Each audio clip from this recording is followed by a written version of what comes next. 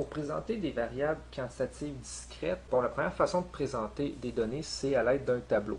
On va se donner un exemple, puis on va travailler à partir de ça. Disons que je veux connaître pour chaque étudiant d'un cégep, disons le cégep ABC, on va se prendre une session, disons session d'hiver 2010. Alors, pour la session d'hiver 2010, à mon cégep ABC, je voudrais connaître la distribution des cours, en fait, c'est-à-dire combien des étudiants par rapport aux cours, c'est-à-dire chaque étudiant, à combien de cours ils étaient inscrits. J'ai monté des données complètement arbitraires, là. Alors, voici un début de tableau, et puis on va regarder un peu qu'est-ce qu'il y a dans ce tableau-là. Première chose, dans la première colonne ici, ce qu'on a, c'est le nombre de cours. Inscrit à un cours, inscrit à deux cours, inscrit à trois cours, et ainsi de suite. Dans la deuxième colonne, c'est les données, dans le fond, qui ont été dépouillées. C'est-à-dire, j'ai une série statistique, les données sont pêle-mêle, c'est ce qu'on appelle une série brute, des données brutes plutôt. Et puis là, ben, je les mets dans un tableau. Alors, il y avait 8 étudiants à la session hiver 2010 au cégep ABC. Donc, 8 étudiants qui étaient inscrits à un cours, 29 qui étaient inscrits à deux cours, et ainsi de suite.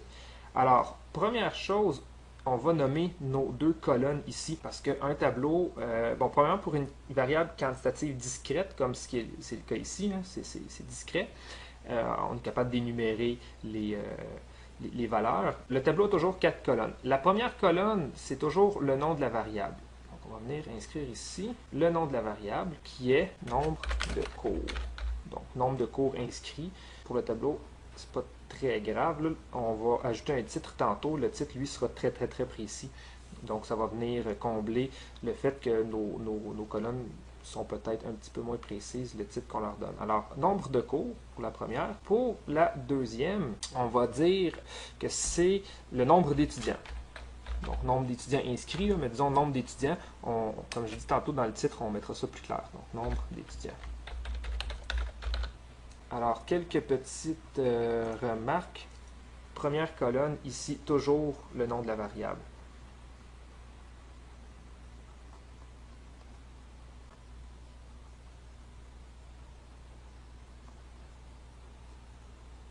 Dans la première colonne. Et pour la deuxième, c'est les unités statistiques. Unité stat. Unité statistique.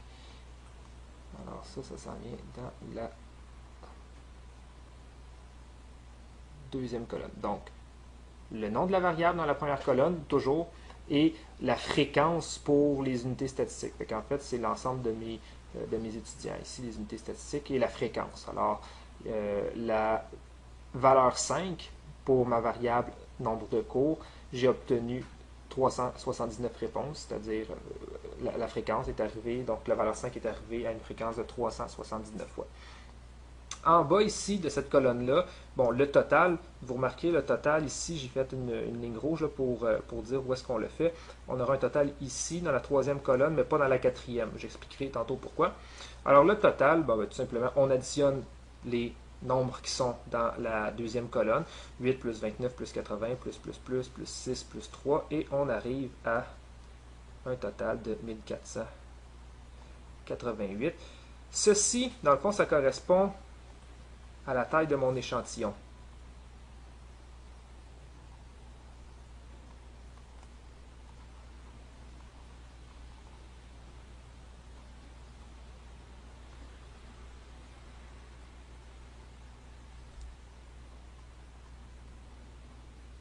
La troisième colonne, en fait, reprend la colonne numéro 2, mais cette fois-ci sous forme de pourcentage. Alors, c'est la fréquence de chacune des valeurs de la variable, mais cette fois-ci exprimée en pourcentage. Alors, on va venir donner le nom premièrement, et puis faire un ou deux calculs. Pourcentage d'étudiants. Bon, comment qu'on calcule les nombres qui sont ici? Je vais faire un exemple pour le premier. J'ai 8 étudiants qui ont répondu 1, 8 étudiants sur 1488. Alors, pour calculer le pourcentage, 8 divisé en 1488, ce qui donne, bon, 0,00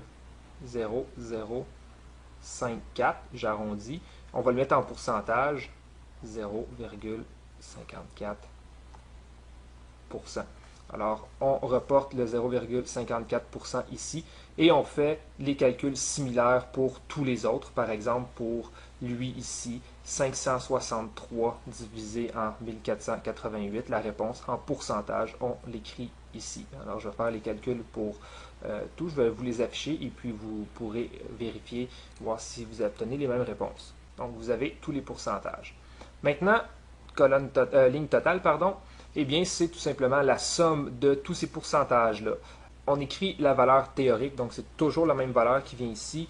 Ben, si j'additionne tous les pourcentages qui sont là, étant donné que dans le fond, j'additionne tous les nombres d'étudiants qui sont là, divisé par 1488, ben, si j'additionne tout ça, ça devrait me donner 1488. Divisé par 1488, on obtient toujours ici 100%.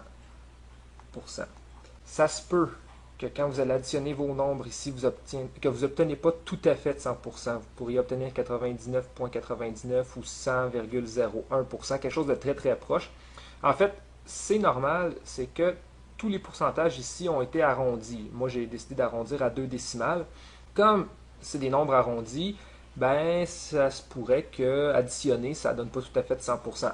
Peu importe ce que vous obtenez, toujours 100% ici, aucune exception. Dernière colonne, c'est ce qu'on appelle les pourcentages cumulés. Pourcentage cumulé des étudiants.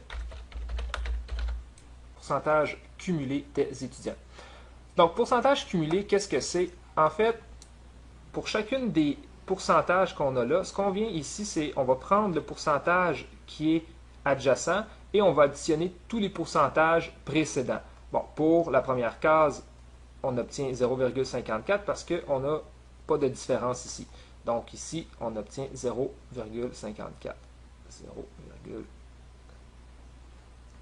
0,54%. Pour la deuxième case, en fait, ce qu'on va faire, c'est qu'on va additionner à partir de la case adjacente tous les pourcentages dans les cases supérieures. Donc 1,95 plus 0,54, ce qui nous donne 2,49%.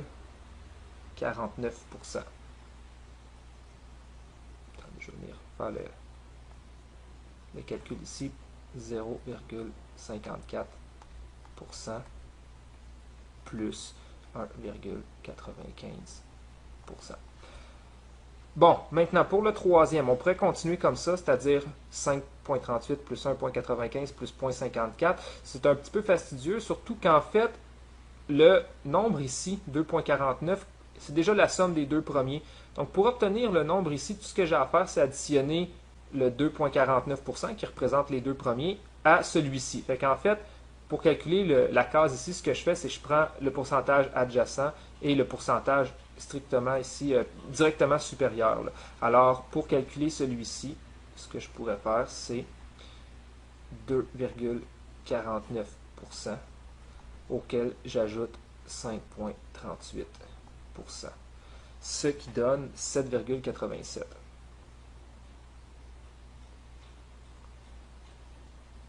Ainsi, pour remplir cette case-là, 11,49 plus 7,87 et ainsi de suite. Donc, par exemple, 82,67, c'est le 44,83 et le 37,84 qui ont été additionnés. On fait ça jusqu'en bas. Le dernier, ici, on obtient 100% et le 100% n'est pas sur la ligne totale. En fait, c'est le cumul jusqu'à la dernière valeur que notre variable prend. Donc, ici, toujours 100%. Encore une fois, ça, ce sont des nombres qui ont été arrondis du fait que c'est une somme de nombres arrondis. Donc, ça se pourrait qu'il y ait une petite différence au niveau de la dernière décimale. En additionnant, ça se pourrait qu'à la fin, on n'arrive pas tout à fait à 100%. Même principe qu'ici, on met toujours 100%. On ne peut pas dépasser notre 100% sur un échantillon. Alors, vraiment, 100% toujours ici. Et la dernière ici, la dernière case, on la laisse vide. On n'a pas besoin de la remplir. Le tableau maintenant est presque complété. Mais juste avant, peut-être un petit mot sur les deux colonnes, dernière colonne. Pourquoi qu'on les calcule? Les pourcentages, en fait, la colonne numéro 3, c'est pour toujours avoir une idée relative de la fréquence. Par exemple, ici, j'ai une fréquence de 563. Tout Tout dépendant du contexte, 563 unités statistiques, c'est beaucoup ou c'est peu. Par exemple, dans un cégep, 563 étudiants, c'est quand même une quantité non négligeable de personnes. On calcule en pourcentage 37%, donc c'est quand même 38, même presque arrondi. C'est une quantité quand même assez importante. Par contre, 563, si je prenais, je sais pas moi, la population nord-américaine, 563 individus sur la quantité d'individus qui habitent en Amérique du Nord, c'est très peu. Donc c'est pour ça qu'on met les pourcentages pour avoir une idée de l'importance des gens qui ont, par exemple, dans ce cas-ci, 6 cours. Donc c'est quand même 37,84% des étudiants du cégep ABC inscrits à la session d'hiver 2010 qui est inscrit à 6 cours. Pourcentage cumulé, en fait, ce que ça nous donne comme information, c'est, par exemple, si je prends, disons, le 43,83% qui est ici, 44 plutôt, 44,83, ça veut dire que je l'obtiens à la ligne numéro 5. Ça veut dire qu'il y avait 44,83% des étudiants qui étaient inscrits à 5 cours, 4 cours, 3 cours, 2 cours ou 1 cours. Donc, en fait, 44,83% des étudiants à la session hiver 2010 du cégep ABC. Donc, 44,83% d'entre eux étaient inscrits à 5 cours ou moins. Donc, ces pourcentages-là nous permettent de repérer facilement des pourcentages, par exemple, qui sont pourcentages clés. On verra ça dans une autre vidéo, mais on est quand même, ça nous permet de donner de l'information pertinente par rapport à la distribution qu'on a ici. Donc, par exemple, on a ici que 99,4% des étudiants inscrits est inscrits à 7 cours ou moins. Donc 7, 6, 5, 4, 3, 2, 1. Donc 7 cours ou moins. Finalement, ce qui reste à faire, c'est de donner un titre à notre tableau. Un tableau sans titre, c'est un tableau qui ne veut pas dire grand-chose. Donc c'est important que le titre soit très précis et très clair. Il y a une façon systématique de nommer les tableaux qui fait en sorte qu'on a toute l'information nécessaire et que, dans le fond, le titre est adéquat. Un titre de tableau devrait toujours commencer par le mot répartition. Répartition. Répartition de quoi? Qu'est-ce qu'on a réparti? On a réparti nos étudiants selon certaines catégories. Mes catégories, dans le fond, correspondent au nombre de cours auxquels ils sont inscrits. Alors, je répartis mes étudiants. Donc, mes étudiants se sont répartis, là, peu importe. Mes étudiants, je vous rappelle, c'est l'unité statistique. Alors, répartition, dans ce cas-ci, j'en ai 1488, donc répartition des 1488 étudiants. Et tantôt, je vous ai dit que les titres de mes colonnes étaient précises, mais bon, pourraient l'être davantage. En fait, les titres de mes colonnes sont corrects. La précision ultime, on la met dans le titre. Ça vient, dans le fond, faire en sorte que nos titres de colonnes sont plus concis. Alors, c'est ici qu'on doit être très précis. Répartition des 1488 étudiants inscrits au cégep ABC à la session d'hiver 2010. Donc, dans mon exemple, c'était la population ciblée, c'était tous les étudiants inscrits au cégep ABC à la session d'hiver 2010. Mon échantillon en a 1488, donc répartition des 1488 étudiants inscrits au cégep ABC à la session d'hiver 2010. Donc, répartition de mes unités statistiques en fonction. Donc, le deuxième mot-clé, premier mot-clé, répartition. Le deuxième terme clé, en fonction. Bon, comment je les ai répartis? En fonction du nombre de cours, donc en fonction de la variable. Alors, en fonction du nombre de cours auxquels ils sont inscrits. Donc, répartition de mes unités statistiques en fonction de la variable, c'est-à-dire le nombre de cours auxquels ils sont inscrits. Alors, je vais juste souligner les deux termes clés, répartition et puis en fonction. Je vais venir souligner ici, ceci correspond aux unités, à l'unité statistique. Ceci correspond à la variable.